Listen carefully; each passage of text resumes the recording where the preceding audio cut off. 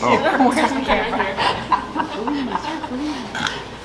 I missed that. I fucked up. I'm gonna tell y'all a little secret starting to start off, you know, because I love you guys and I want to grow old with you guys. Feel me? I wear glasses because I can't see and I want white women to feel safe around me. I ain't trying to be no hashtag out here, feel me? Alright, but you know, I just take off my glasses, I'm like a different person. I'm like, yo, black. African American. Oh man, I ain't get a job, man, they racist. I got the job. I start on Monday.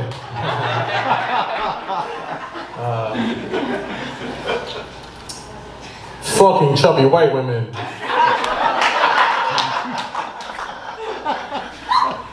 Fucking chubby white women.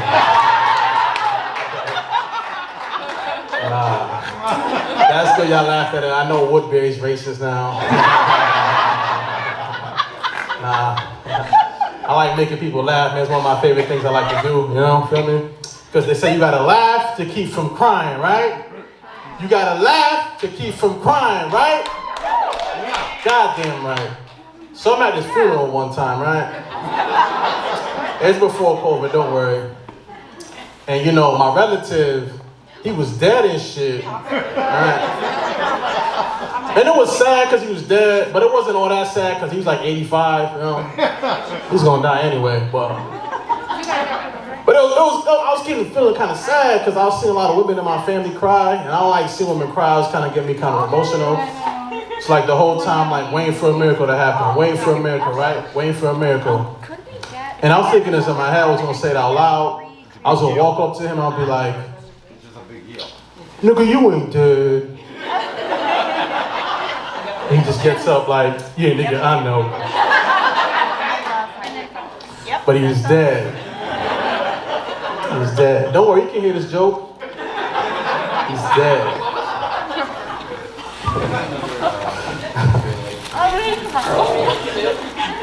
A lot of my best friends are the most honest people, and I kind of hate it. Like the other day, I see my friend. He pulls up on me. He's like, "Yo, you got a fupa now?" Oh shit, that hurt. Oh, you know. And then I went to him. I was like, "No wonder you can't see your kids. You're mean." You're really hot, I can't believe he talked about my fupa like that. Like he degraded me, like I'm some broad, you know? No, but whatever. My fupa, my choice, right? I don't know. It's a white crowd. I gotta relate to you guys, you know? You gotta know your audience. This next joke is for you guys, you know? I was watching African porn the other day, right? I was watching that shit, and it was like bad bootleg. The lady walks in, she's like, "Hello, I am Regina, and you have the biggest dick. Can I see your dick?" So the guy put out his dick. She's like, "Oh my God, you have the biggest dick. This is so nice." She starts jerking him off like this, like she's playing with noodles. "This is so nice. Oh my God. This is so nice." And I'm watching like, I agree, this is so nice. Oh my God, Wakanda forever, oh my God.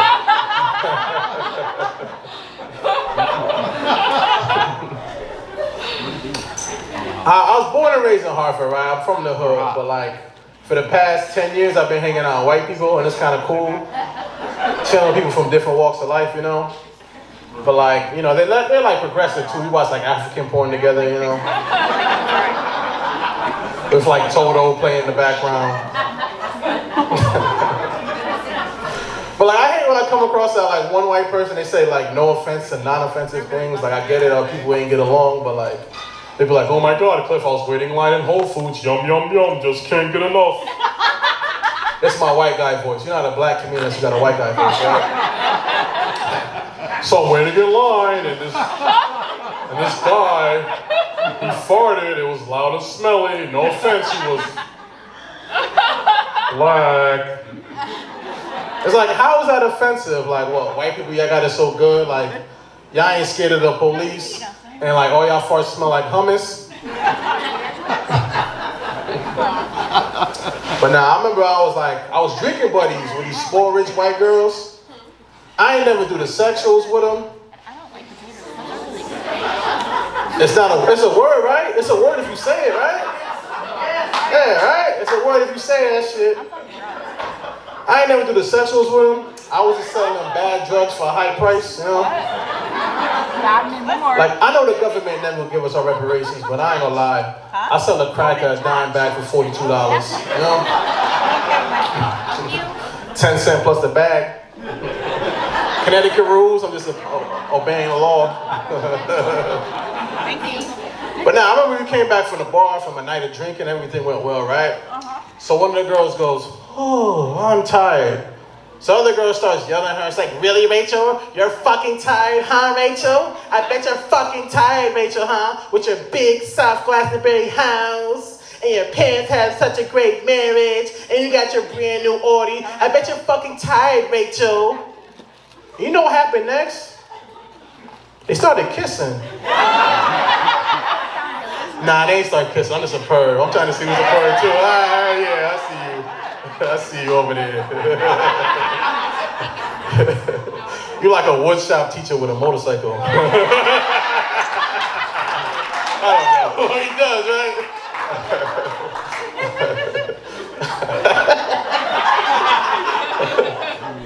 But what really happened was the girl started crying in my lap, right? And I'm thinking like, damn, there's a white girl crying. I'm the only black guy in the room. I'm about to go to jail. That's how they did Cosby.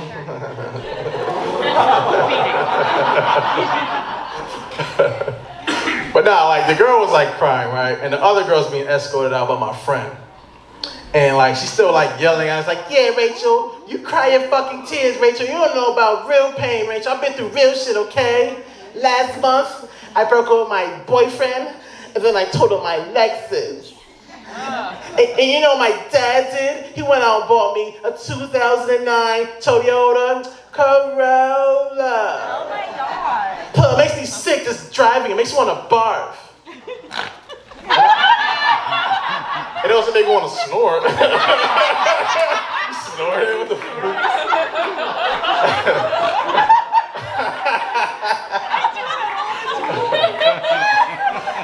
But anyways.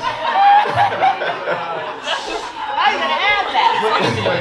But anyways, this girl was over 25 and she was like bitching about how her dad buys her gifts, you know?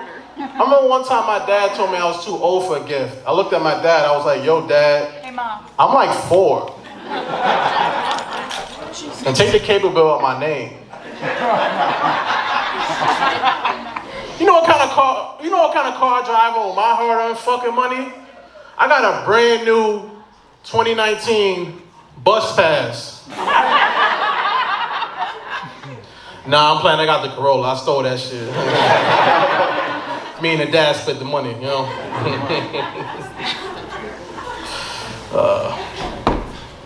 I used to go out drinking a lot, you know?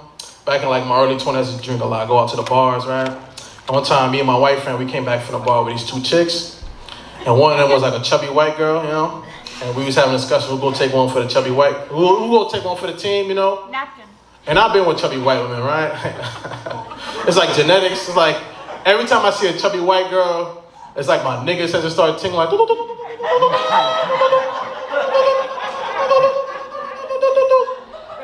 I don't detect any in this building. You guys been eating your kale. But now I was like, oh man, fuck that, man. I ain't getting a chubby white girl, not tonight. So the chubby white girl gives me piggyback right at the steps, right? She takes me into the bathroom. She starts giving me a blowjob. And like, yo, fellas, you ever get a blowjob so good, you sound like a different person? I'm just getting a blowjob like, oh my God, this is so nice. Oh my God. Oh fuck. You gotta dip him in. So like after I'm done, right? My white friend walks in He's like, yo, man, what happened, man? I'm like, yo, man, I got a blowjob. She like to swallow. She's nasty, whatever, right? He goes upstairs. He comes back downstairs all happy and shit. I'm like, yo, man, you got a blowjob too? He's like, nah, dude. I kissed her. True story, man. True story. True story. Real life shit. And I'm like, dog, you look at, like, you happy about that? Like, I just told you I should googly my googly. And like, you kissed her right after him? And he wanted me to give him a high five, but like, you know, white people, y'all like high fives and shit, you know. If you don't give a white person a high five, it's like 7 years bad luck. Or Trump might come back in office. Sorry. You happy about whatever. I don't care. I'm black either way. But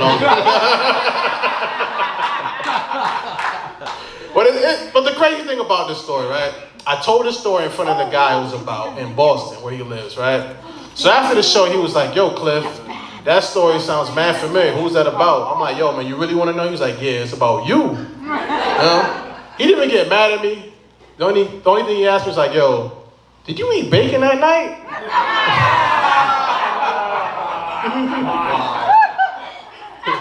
I know. I don't know. I've been doing comedy for a while, and like sometimes people come up to me and tell me like weird shit, you know. Like one time, this guy come up to me. He was like, "Yo, Cliff, you were very funny." He's a white guy. He's like, "Yo, Cliff, you were very funny. You had just the right amount of blackness." I didn't know how to feel about that. You know, that's like the first time I ever felt like an ingredient. You're just making like mac and cheese. You just, try this, honey. This has the right amount of Nick Rica. Yes. You know? But a lot of my friends, they say like, I don't know how you got the bravery to get up on stage and tell jokes. That's like a hard job. I don't know. I think that's not a hard job. I think there's harder jobs than that. Like, I can't be a doctor, because you gotta like save lives, right? Man, you're trying to save a little boy's life, and like you gotta like tell the mom after, you be like, I'm sorry, Mrs. Cunningham. We did everything we could. Little Billy just didn't pull through. And then she starts crying like, oh, Dr. Cliff, please say it ain't so. Please say it ain't so. And I'm gonna look at her dead in the eyes and be like, nah, nigga, he ain't dead. That's my time, man. Thank you. Y'all been great, man. Thank you. Keep it going for Cliff Mula, everybody. Fantastic. All